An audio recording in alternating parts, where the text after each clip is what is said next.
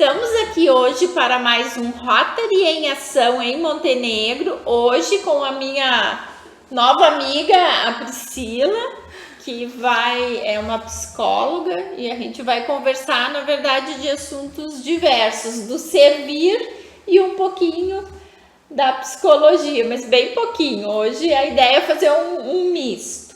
Então, para que o nosso público saiba, Priscila, quem tu é? Muito Uma bem. apresentaçãozinha aí para o pessoal. Prazer, Tita. Eu me chamo Priscila, como tu falou. Eu tenho alguns meses só na cidade de Montenegro, mas dizer assim que foi ótimo sentir esse gostinho de morar no interior, dessa tranquilidade. Eu sou natural do Acre, então da ponta, né, do extremo. Lá do extremo.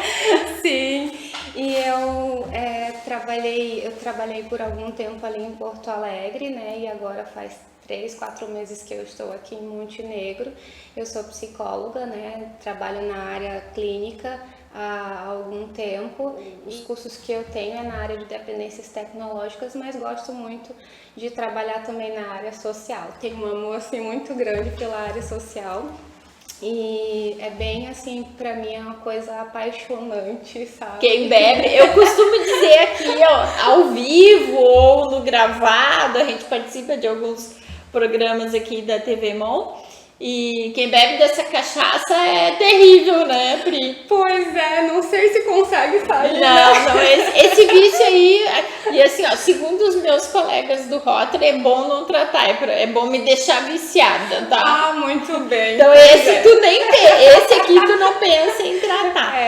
Como que a Pri veio parar aqui em Montenegro? Então, eu sou casada com um sulista, né? E aí nós nos encontramos nesses caminhos da vida. Ele foi até o meu estado e ele trabalha então atualmente aqui no Rio Grande do Sul. Já fazem 13 anos que nós moramos aqui, mas morando em diversas regiões. Eu já morei na fronteira, já morei na região do Vale do Taquari, já morei na região da Serra e agora atualmente estou aqui na região metropolitana, né? Então, assim, para mim, o estado do Rio Grande do Sul é um estado extremamente acolhedor. Eu me senti como se eu estivesse em casa todo o tempo. Até as pessoas estranham, mas tu fala tu, sim, eu falo tu, gente, porque lá no Acre a gente também tem esse costume de falar tu. Então, assim, eu me sinto muito bem estando aqui no estado e sinto como se pertencesse a este lugar desde sempre. Que bom. Bom, a Pri, eu fiquei sabendo da história dela, ela falou que o marido trabalha aqui e tal. E a gente se descobriu que nós trabalhamos na mesma organização já, né, Pri? Sim. Teu esposo é adventista, vocês são adventistas, né? Por isso que vocês estão aqui em Montenegro. Exatamente, meu esposo então é pastor da igreja adventista e a cada 3, 4 anos por isso que tantos lugares, né? A gente tem esse procedimento de fazer as trocas, né? Vendo que ela é benéfica e é necessária para que a gente também possa circular em vários outros municípios. Então, a gente está aqui em Montenegro por essa questão, né? Mas assim, a gente realmente trabalhou na OSC, na ADRA, né? Na ADRA trabalhamos. Assim, para mim foi um sonho realizado atuar pelo período que eu estive ali na região de Porto Alegre, na ADRA, porque realmente, assim, eu te entendo quando tu fala que é apaixonante, que é um vício que tu não quer tratar. Não, esse é intratável. No meu caso, eu acho que é intratável. E aí, como disse meus colegas de Rotary, é melhor não tratar, deixa quieto, porque ela tá trabalhando direitinho, tá tentando, né? Então, a ADRA, né, Pri, ela é uma organização da Igreja Adventista. Eu diria, assim, para simplificar para o nosso público, que é um braço social com uma estrutura bem grande, né? Muito bem organizada. Eu que trabalhei lá com a nossa amiga Tânia, né? Vamos fazer um agradecimento para Tânia. Um beijo para Tânia, se ela for assistir o nosso nós vamos link mandar o dia, ó, semana que vem. E esse braço social é que te fez ir trabalhar nas enchentes. Sim. Agora, né? Na verdade, através de um amigo em comum, né? O Rogério, Sim. né? Eu faço parte, então, né, do grupo das psicólogas aqui já. Logo quando eu cheguei, uma amiga em comum acabou me colocando e aí eu vi que tinha essa possibilidade de se voluntariar para atender as pessoas que foram afetadas e eu prontamente, né, me coloquei à disposição. Me coloquei à disposição como psicóloga, mas também me vendo num papel de também, né, cidadã deste município atualmente, né, exatamente, mas também como uma pessoa que tem a religiosidade como algo muito importante, entendendo que a gente precisa ajudar sempre ao próximo de alguma forma. Então me coloquei. E quando a gente tem essa experiência da ADRA, a gente se permeia por muitos locais, por muitos meios, por várias situações. Então a gente se sente ali entendendo que é o nosso papel. Também. É quase que uma responsabilidade, mas é uma responsabilidade muito gostosa, né? Exatamente, tu se sente parte daquilo, dessa comunidade que tu tem que atuar de alguma forma, né?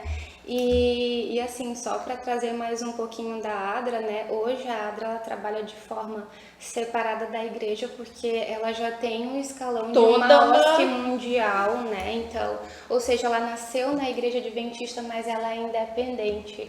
Então, dentro da igreja adventista se tem os sistemas chamado ASAS, que são as ações solidárias adventistas, que cada igreja local tem também essa entidade. Exatamente, esse departamento. E a ADRA hoje ela trabalha de forma separada, mas ela nasceu na igreja adventista e continua recebendo também as doações da igreja, o apoio, né? O apoio da igreja, os voluntários, né, que estão ali sempre à disposição para trabalhar.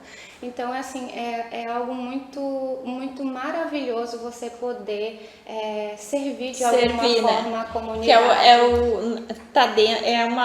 O servir é uma das palavras principais do Rotary, né? É servir. Nosso objetivo maior é servir. Fazer a diferença na comunidade que a gente está inserido. Se eu saio daqui, como eu já saí e fui para São Paulo, eu cheguei lá, procurei o Rotary Vila Mariana, foi onde eu me associei, que a gente se considera associado, né? Então essa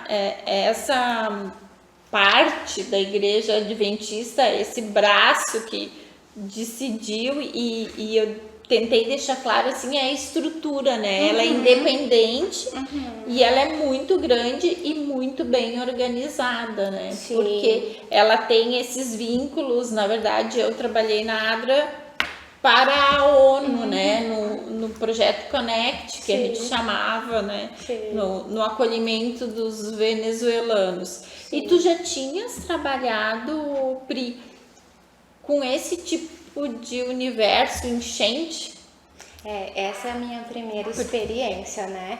Eu vou te dizer que como pessoa no meu estado, eu passei por naquela época, né, enquanto moradora do estado do Acre, como, né, morando ali naquele local, eu passei por diversas enchentes, mas nunca atuando, trabalhando. Dessa vez é a primeira vez, né? E para mim foi algo assim, muito, digamos assim, impactante de certa forma, né? Quando você vai ouvir as histórias das pessoas, quando você vai acolher a dor delas, você de certa forma é impactado, né? Claro, ali eu estava atuando como uma profissional, então eu estava ali como suporte daquela pessoa, mas tu não deixa também de ser impactado. De ser um ser humano. Exatamente. Tu não perde a tua humanidade porque tu é um profissional. Eu sempre, e às vezes a gente fica assim, ai meu Deus, eu vou conversar com a psicóloga, ela vai me internar, né?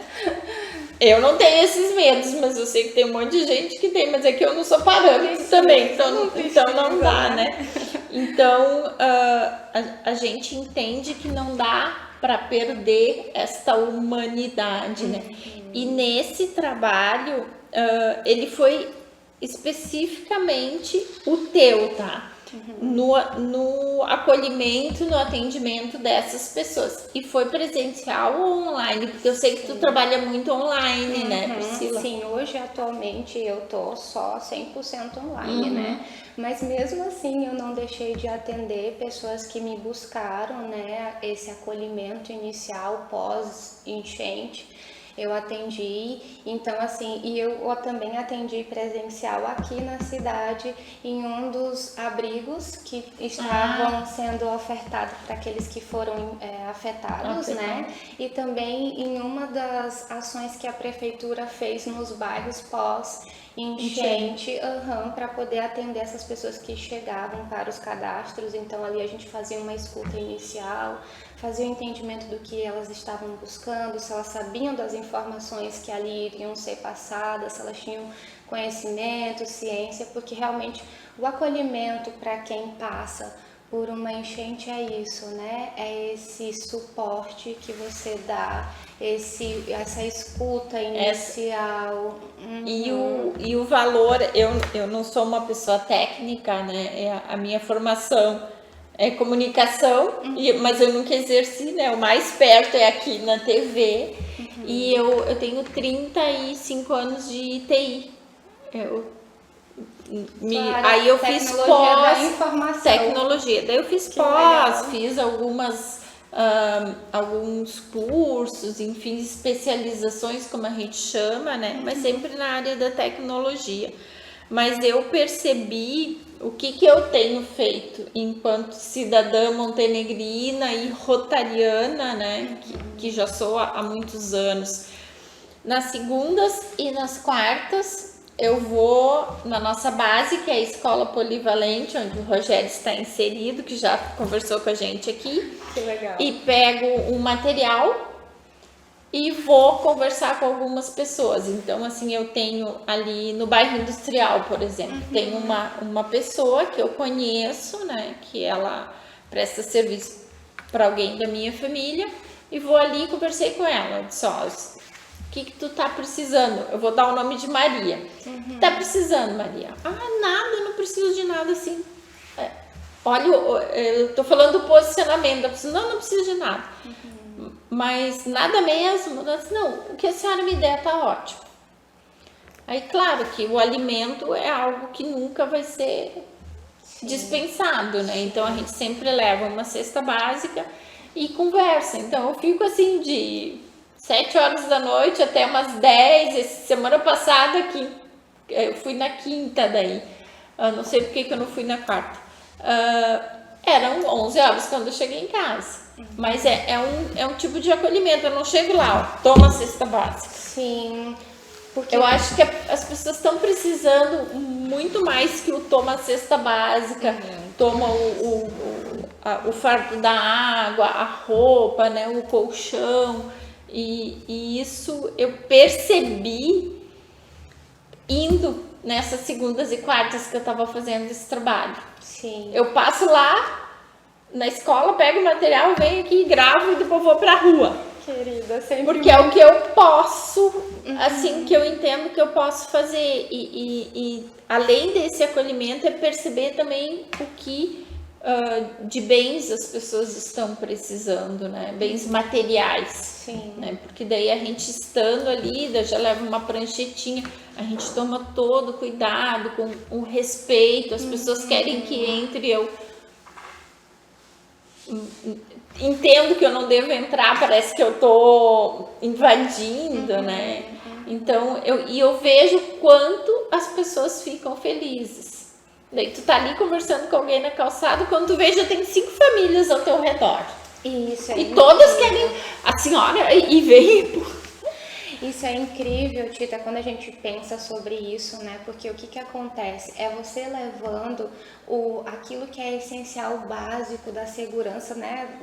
Na pirâmide lá, exatamente, mais técnica, né? De Maslow, é justamente isso, é você acolher as necessidades iniciais dessas pessoas, por exemplo, a alimentação, a água, né? Mas é também você permitir que essas pessoas falem sobre aquilo que ela aconteceu, respeitando escutando, se elas vão querer ou não, né? Mas é você oferecer essa tua escuta. Muitas vezes vai ter pessoas que vai ficar em silêncio, porque é a forma como ela está lidando com a situação que ela vivenciou. Mas bom, permita ela ter aquele silêncio e vá permitindo que nessa escuta ela possa se sentir à vontade para ela poder falar um pouquinho mais. Exatamente, na forma como ela acha que deve falar e o quanto ela precisa falar, né, da situação que ela vivenciou. Então é muito importante isso que tu tá fazendo de permitir que as pessoas tenham o tempo delas, né? Então, e a escuta, e isso de levar o básico, né, é muito importante para que isso seja algo... para que elas possam entender que elas também têm um apoio. E aí, quando a gente entra nisso, Tita, a gente entra em algo muito importante que a gente fala que é a resiliência, é você permitir que a comunidade comece a promover a resiliência da comunidade. Isso é muito importante. São duas vertentes, então. Por exemplo, você foi lá, você escutou, você levou o básico, você se ofereceu para aquela pessoa, permitindo ela falar ou não, né? Vamos lá. Mas aí tu me disse, logo em seguida vem 4, 5... Quando eu vi, tava rodeada. Tem um grupo, são pessoas buscando apoio. E aí quando tu promove, fortalece esse apoio, você ajuda essas pessoas a terem resiliência para passar pela situação que elas estão passando. E aí isso aí é muito importante para que as pessoas possam, daqui para frente, entender como que elas vão viver essa nova realidade, como é que elas vão se adaptar, sabendo que elas têm esse apoio.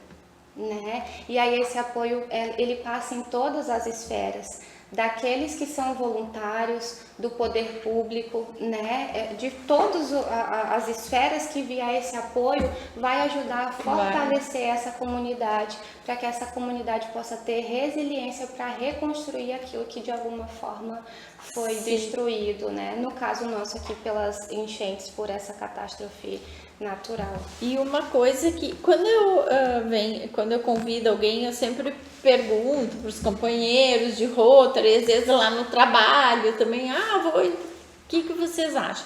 E uma coisa que um colega meu perguntou lá do trabalho é como que os pais estão levando as crianças e se estão levando para essa escuta já com um profissional. Tu tem percebido assim que é mais adulto, eles têm encaminhado as crianças para essa, eu não sei o termo correto, esse acolhimento, eu acho que é o melhor termo, né? É um acolhimento, uma escuta, né, diante daquilo que a pessoa passa. Mas eu vou te falar uma coisa, que dentro dos meus atendimentos ali, né, enquanto voluntária, eu atendi só pessoas adultas, mas atendi jovens. E aí tu consegue também perceber uma coisa assim que é muito importante. Não só aqueles que viveram a catástrofe, né, as enchentes são impactados, mas aqueles também que não foram diretamente impactados também sofrem. Eu já vou te responder a questão das crianças. Por que eu tô te falando isso? Porque a gente vê que nos atendimentos o que acontece, né? As pessoas que chegam, que estão ajudando, também estão sensibilizadas, né? Às vezes sensibilizadas porque estão acolhendo um parente, porque tem amigos, familiares que sofreram, e outras vezes também porque ficam acompanhando muito as questões mais sensacionalistas e acabam de alguma forma sendo impactados. Então essas pessoas também precisam ser ouvidas e acolhidas. E aí quando a gente entra para a questão da criança, da infância, é super importante que eles também tenham essa escuta. Porque eles também são seres humanos e eles também são impactados.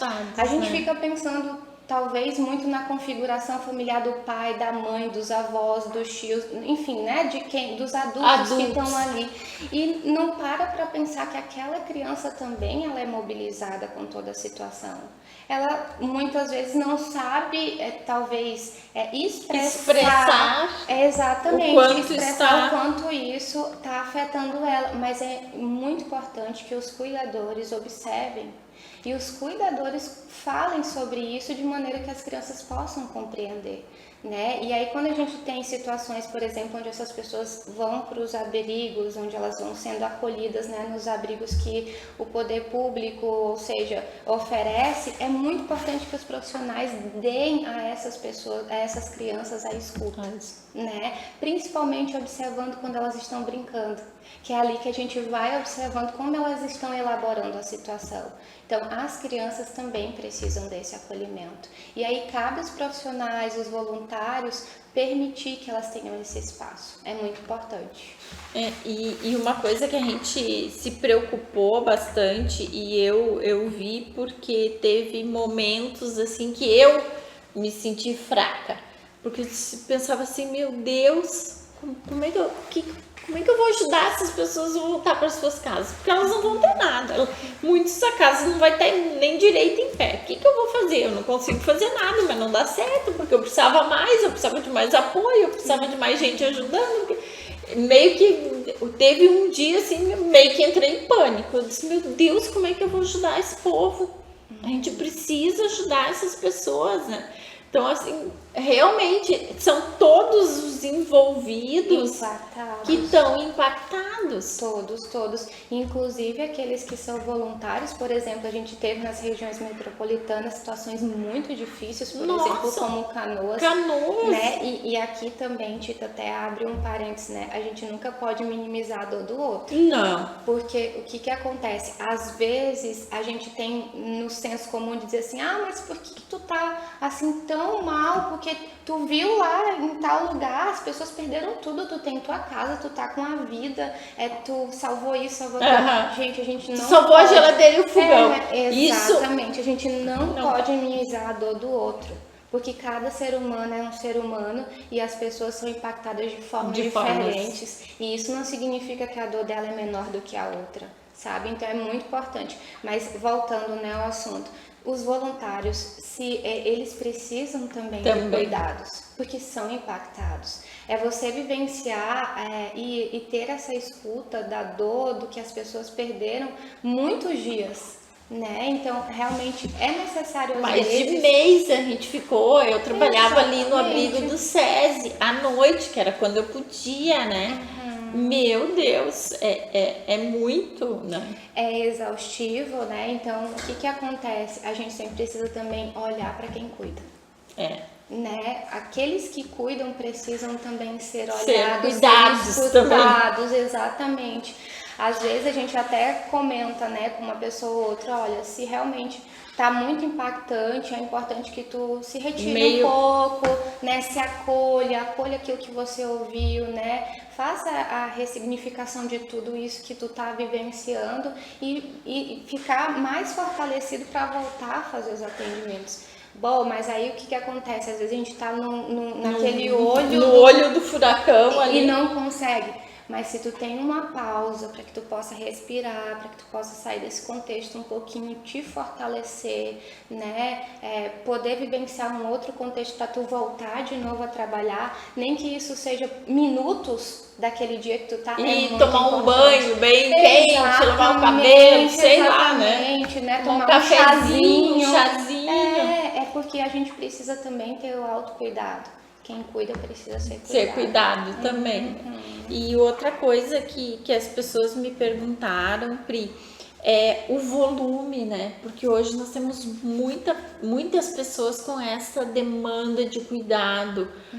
Eu acredito que a gente não tem ainda uma estrutura. Eu sei que a nossa saúde é muito boa, eu tenho um contato muito próximo com o nosso poder público, né? Em função até do projeto da ONU, com a ADRA, lá do acolhimento. E eu sempre digo isso, mas é grande, né? O volume de demandas. Sim, e aí nós que estamos vivenciando esse contexto, a gente vai fazer a observação de que talvez essa demanda até aumente. Porque nós já temos aqueles que já eram cuidados, né? Porque tinha alguma coisa, e agora nós vamos ter uma nova realidade de pessoas que passaram por uma situação de estresse muito grande. né? Alguns, por exemplo... Impactos podem vir, é isso? Pode vir, por exemplo, pessoas podem desenvolver transtorno do pânico, né? Podem desenvolver aí um transtorno pós-traumático, de um estresse pós-traumático, pode desenvolver várias questões psicossomáticas, por exemplo, minha saúde mental não está muito boa, vai sentir fisicamente, porque nós somos seres humanos, somos integral, exatamente. Então, o que acontece? É se olhar, se avaliar e perceber que você está precisando de ajuda, buscar. Vá procurar ajuda. Buscar, né? Nem que, como eu falei, né? Nem que no momento talvez você não traga tudo que você está ali experimentando, porque são emoções intensas. Então, né? Mas se observe e procure. A gente tem as UBSs, né? Tem os postos de saúde aí que estão. Eu até quero parabenizar porque eu achei a saúde de Montenegro bem muito efetiva, boa, né? bem muito efetiva. Boa. Então, assim, parabenizar, né, quem está ali à frente cuidando, mas dizer que realmente a população precisa observar os sinais, né? Os indivíduos precisam se avaliar e, se precisar, busque. Né? Não é vergonha nenhuma. Essa coisa já é de muito antigamente. Isso já passou, gente. Sim. Isso já era. Sim, eu sempre falo e eu sou um pouquinho mais radical ao falar, porque eu digo o seguinte: e se precisar tomar remédio, tome o remédio. Não fique independente, mas tome através de um profissional, não vai lá ficar tomando porcaria, a gente né? tem que pensar sobre isso, né? A automedicação, ela não é boa. Não é boa. Não é, né? Não é o indicado, não é correto, não é saudável para a pessoa, exatamente, né? Mas é necessário você se avaliar enquanto indivíduo, se permitir fazer essa autoavaliação e buscar um profissional. Bom, eu tô com dificuldade. Convida alguém que possa fazer sempre tem alguém ali do lado, na tua igreja, na tua família, sempre vai ter alguém. E sempre lembrando, né? Olha a pastinha que ela trouxe, a gente nem abriu a pasta. E sempre lembrando, né, Tita, que a comunidade, esse apoio que a gente dá mútuo uns para os outros é extremamente importante, né? Esse voluntariado que a gente teve, esse apoio do nosso país em prol do nosso estado, foi algo fantástico. Nós ganhamos do Ceará, doação, Rotary. Do meu estado. Do Acre. Eu fiquei extremamente orgulhosa pelo meu estado. Paraná, assim, Santa Catarina. Então, assim, todo mundo, Rio, todo mundo. Exatamente. Então, tudo isso ajuda a promover esse acolhimento, né? Essa sensação de que, bom, eu tenho alguém que está me apoiando, que está me olhando. E para quem faz também é maravilhoso, né? É maravilhoso. Pri, acabou o nosso tempo. Eu preciso te pedir, eu não combinei contigo, mas eu quero te pedir assim, para tu deixar uma mensagem para o nosso público aí. Para os nossos queridos amigos de Montenegro, né? Montenegrinos? Montenegrinos. Eu sei que aqui tem a bergamota, né? Muito famosa. Eu quero dizer para todos vocês que é muito importante, né, o cuidado com a nossa saúde e a saúde mental, nossa saúde física, e também buscar essa ajuda para que a gente possa ter força para aí, né, poder fazer essa reconstrução, né, e poder nos ajudar uns aos outros, porque isso é o que vai fazer a diferença muito na nossa vida, né, na vida, e vai impactar direto. E aqueles que podem fazer voluntariado, e se você por alguma razão não pôde doar, mas a sua escuta é muito importante, né? Acolha aqueles que precisam e você vai ver que isso faz muito bem, né? Nossa, maravilhoso, né? Então, eu quero te agradecer, Pri, por ter estado aqui no nosso Rotary em Ação em Montenegro, por ter feito esse voluntariado e continuar fazendo, que eu sei que vocês fazem, que é muito forte na igreja, né? Sim. E então, estamos encerrando o nosso Rotary em Ação em Montenegro com a nossa amiga Priscila.